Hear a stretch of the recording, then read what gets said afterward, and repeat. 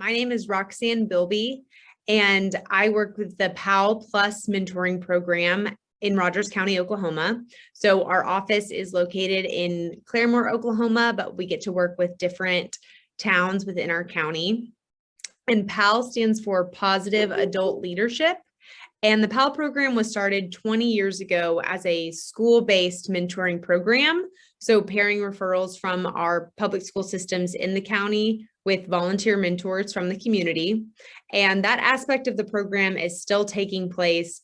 However, the program has really grown and expanded to serve in other capacities and areas. So for example, the plus in our PAL Plus title, that came about as of about a year ago when we started serving youth at risk of substance misuse.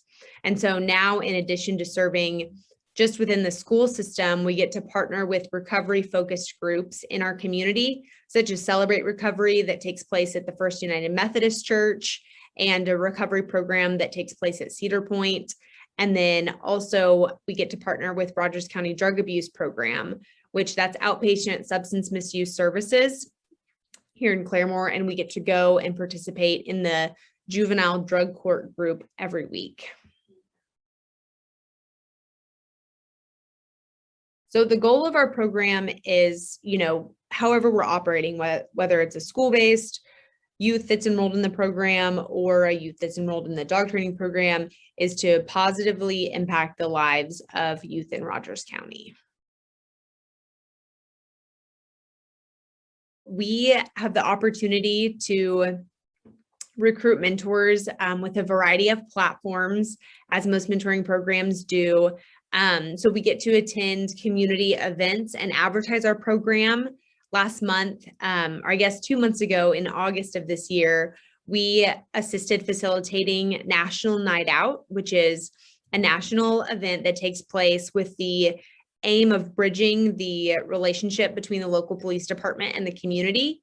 And so with it being a nationally backed and recognized event, we really, the advertising was built in for this opportunity for us, which was wonderful. And we already work very closely with our police department as an organization.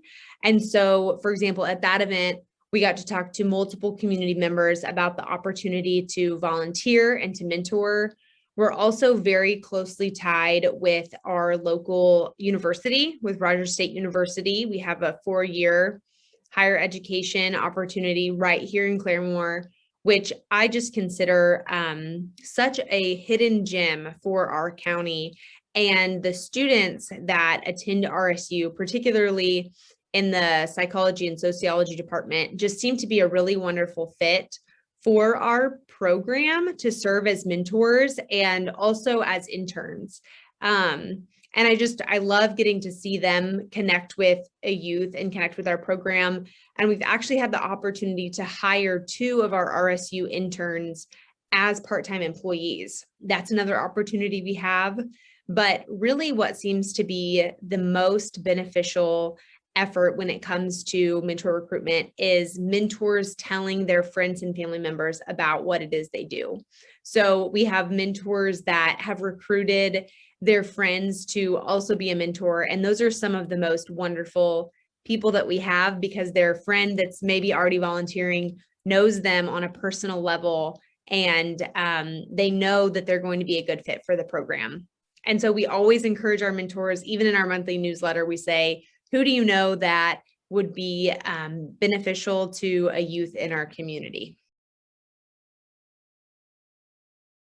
Our program, as I mentioned, is school-based and also site-based. So we have some opportunities outside of just the school system. And so once a volunteer completes the application and the training process, they are paired with a youth at a respective location. So either within the school system or at one of their recovery-focused groups. So we have, for example, 2 RSU students that lead one of the recovery groups on Monday evenings here in Claremore.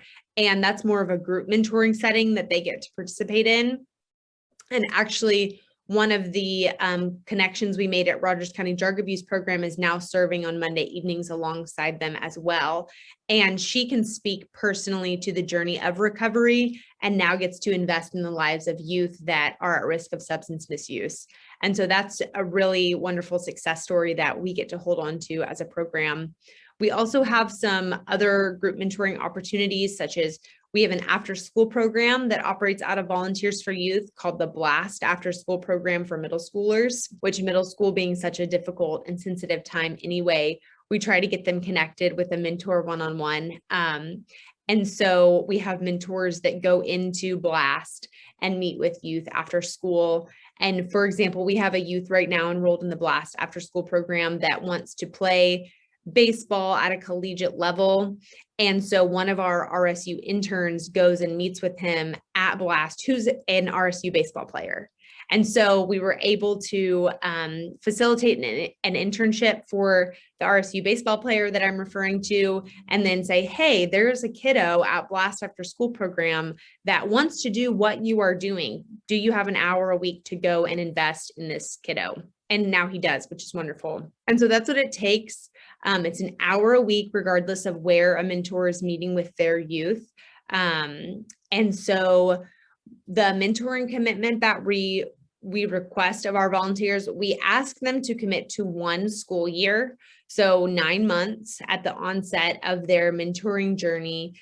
And of course, our hope is that mentors follow kids throughout their school through until they graduate high school and paired with the same mentor year to year. But that is our request at the onset. And our mentor kind of code of conduct, we ask that they commit to 1 full school year.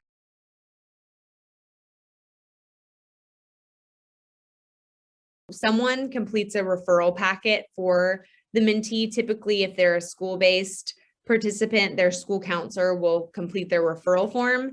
But of course, we always have to have parental consent as a minor for them to participate in the program. But we also have to have the agreement from the enrolled mentee that they would like to participate in our program. So our program is 100% voluntary. None of it is court ordered, even for the kiddos enrolled in juvenile drug court. They go to group mandatorily through the court system, but our volunteers coming in, they're not required to connect with or be paired with a mentor, although more and more they're choosing to opt into that, which is really, really wonderful, because there were some difficulties at the onset of those relationships, just some natural walls that were up that we're getting to see break down. But through participating in the program, our mentees really do have a built-in support from their mentor. And so we spend a lot of time during our pre-match training with our mentors talking about the importance of spending time in a way that the mentee would like to spend time. So we don't have a curriculum that we specifically follow or a list of required activities that mentors and mentees need to complete.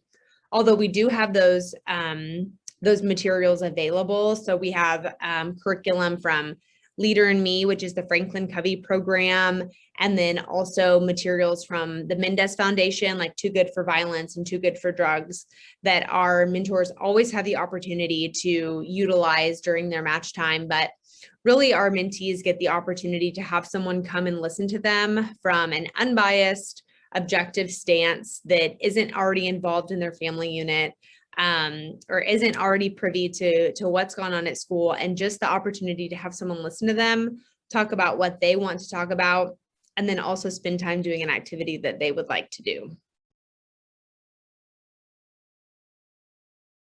One thing that we really like to focus on and talk about during training is our resource library here in our office. So our office is located in Claremore, and we have a library that is always open to our mentors. So the library includes everything from resource books like the 7 Habits of Highly Effective Teens, to social emotional learning kits that are designated by grade level. So we have a kit for elementary, middle, and high school age with, it's a little packet, and it includes activity ideas that are SEL focused, depending on the age group of the youth.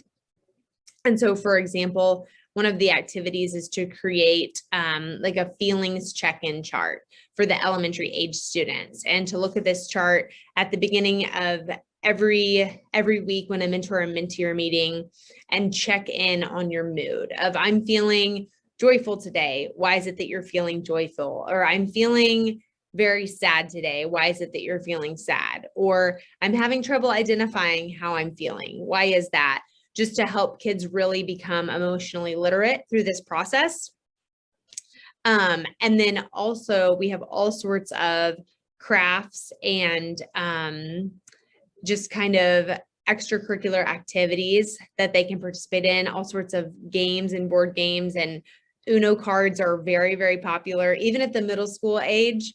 And we just invested in some Lego building kits for mentors to come and to utilize. And I've had a mentor say to me, you know, I know that my youth, my mentee would like to read this book, and they'll show me a book from the mentoring resource library. But I know that their home dynamic isn't one that the book may return back to the resource library. And we're always quick to say, that's fine. It doesn't do us any good or your youth any good if it stays here sitting on the shelf in perfect condition. And so that has happened a time or two. And then we always just try to be available for our mentors.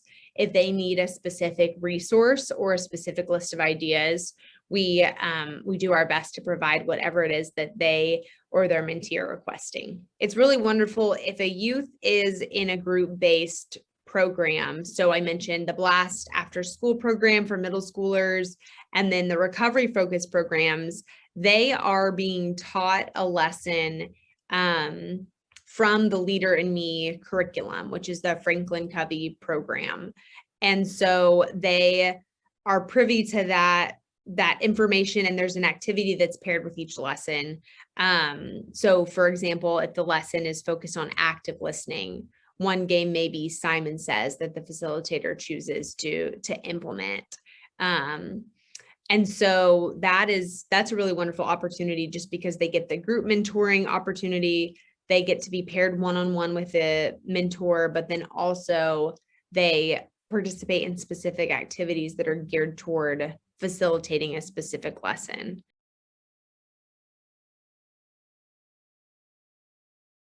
We also have an alternative learning school in our building that takes place 5 days a week. So instead of going to one of our public schools, youth come to our building, typically if they have been suspended for a long period of time. So they're not at home just doing virtual learning solo, but they have the opportunity to be monitored by a credentialed teacher in our building. And through our partnership with Care Rescue, which is a animal rescue out of Catoosa, Oklahoma, they have the opportunity once a week to participate in a dog training program.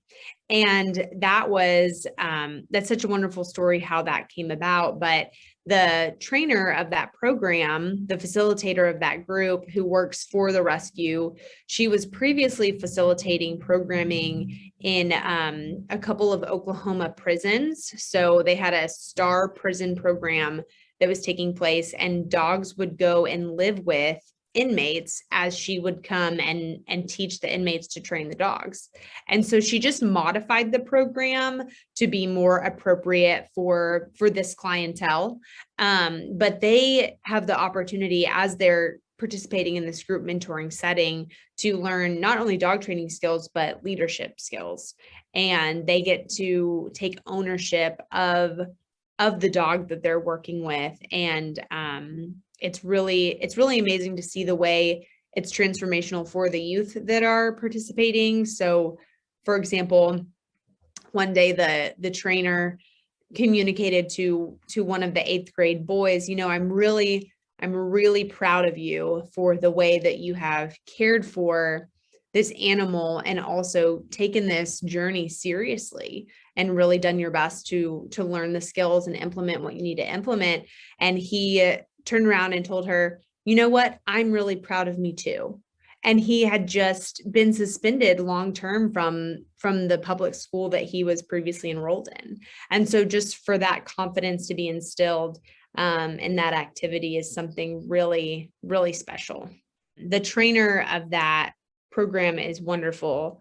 Her name's Andy Luck, and she brings the dogs on site. So she transports the dogs here to our building, and the youth enrolled in that program get the chance to work with them once a week.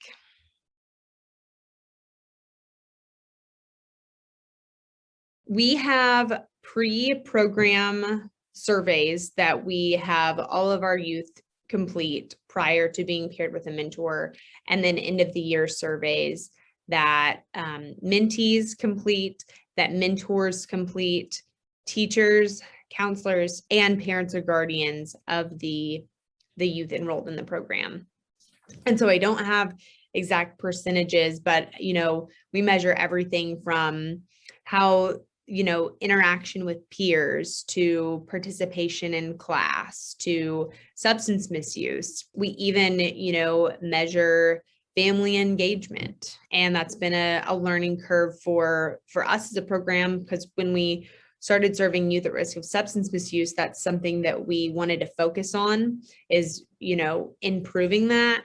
But just through being engaged in the lives of these youth, we've learned that's not always something that we want to improve, kind of depending on where they're coming from and if their family unit isn't currently healthy. So we've had to really rework the way we measure that and what we view as success in that realm.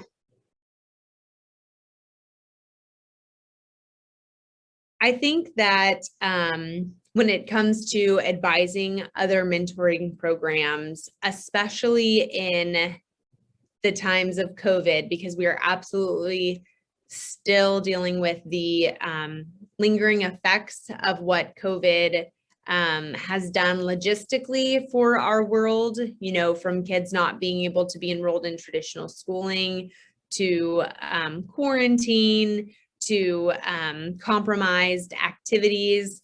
But also we are seeing the effects of what it means after a youth maybe hasn't existed in a classroom for a year. So we have kids that have returned to traditional schooling this year that are enrolled in our program that were in virtual learning last year, and they're having to readjust and reacclimate to the classroom environment and the school environment. And then we unfortunately are seeing youth that aren't returning to the school system, that probably should return to the school system, but maybe they don't have the accountability at home, or maybe their parent just doesn't have the capacity to serve them in the way that they need to be served as a minor. And so when it comes to advising other mentoring programs, as flexible as you can be is exactly what your mentors and your mentees both need, and the school system. So we, at the onset of virtual learning, tried really hard to launch a virtual mentoring platform. We invested financially in the platform pretty majorly, and then we also invested hours and hours of setting up the platform and getting mentors and mentees enrolled, and trying to train mentors and mentees in using the platform. And it was very shiny and new and cutting edge, but matches did not want to engage via the platform that we selected. We did have some matches that were able to communicate virtually through the platform. Just something we focus so heavily on is safety. And so mentors and mentees can't just send a text back and forth. We selected this platform because we could select core words that if certain words were said, we would be notified and we could supervise their conversation. But I think mentors and mentees were both just burnt out from looking at a screen and engaging virtually with someone else. And so we kind of came to a crossroads of, do we just kind of throw in the towel? If this didn't work, what will work? We invested so much in so many ways in this platform, but we decided to just pivot and see what areas we could have success when it came to keeping mentors and mentees in communication. And so what we had the most success with was supervised Zoom calls between mentors and mentees. And so it wasn't conventional, it wasn't ideal, It wasn't always as effective as mentors and mentees being face-to-face, but it's what worked. And so we did it. And so I'm just curious to see the ways that mentoring and so many other things will adapt moving forward. But I think that's the advice I would give, is just be flexible. And it's so difficult not to get discouraged in this time, especially, for example, if you think a mentor and a mentee are meeting and then you find out that their mentor hasn't been seeing them, and you know this youth and they really need to be seen, to try and stay positive and just accept the small victories that come your way as a program. Because so our tagline at our organization is because they're worth it. And I've had so many moments over the last year where it's just like, okay, would it all be worth it if just this one kid gets the help they need? And I just have to tell myself, yes, it is. It's worth it if the one kid gets the help they need. I would love to learn more about their training process for their mentors. I think that is just such a critical piece of having an efficient and effective mentoring program. When I first started in this position, I thought, okay, I have to find the right person to participate as a volunteer. But I really pivoted my thought process more so to focus on, okay, I have to find the person that is willing to be trained to be the right person.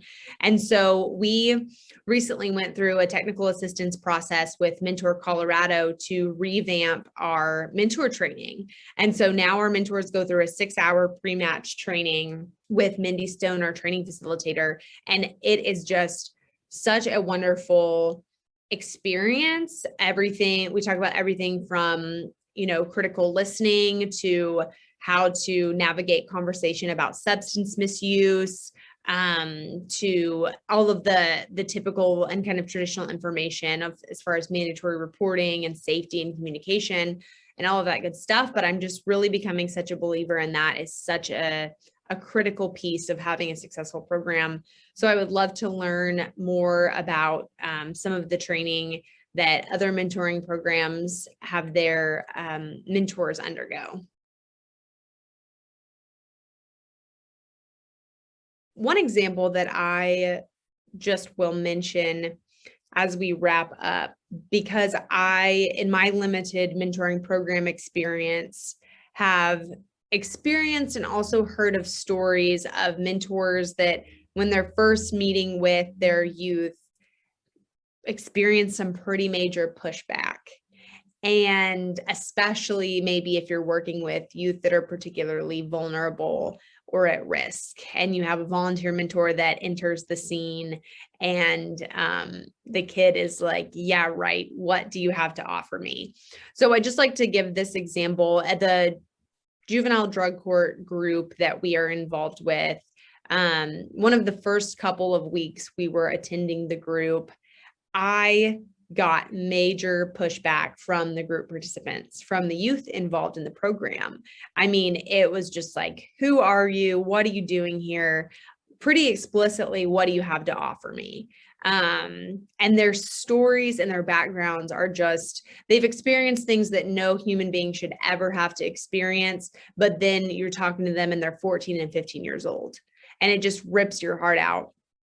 And I know that our program and so many other mentoring programs, that's a lot of times who we get to work with. And so we just kept showing up week after week after week after week with our volunteer mentors. And we were making really major headway. And the one girl in particular that we received pushback from, she is a 15-year-old girl, and she made a comment one week when I said, oh, I don't think that I'm going to be able to attend group next week, but we'll be back the following week to continue to facilitate programming. She said, well, she looked at me and she said, well, you have to come because you're a part of group now. And it was just this moment of, wow, the impact that it has when you just show up. I know sometimes mentors can feel so overwhelmed and embarrassed and awkward because they're like, what do I have to offer? But as so many times I tell my mentors, just keep showing up. You have no idea what you're doing for the youth that you're serving.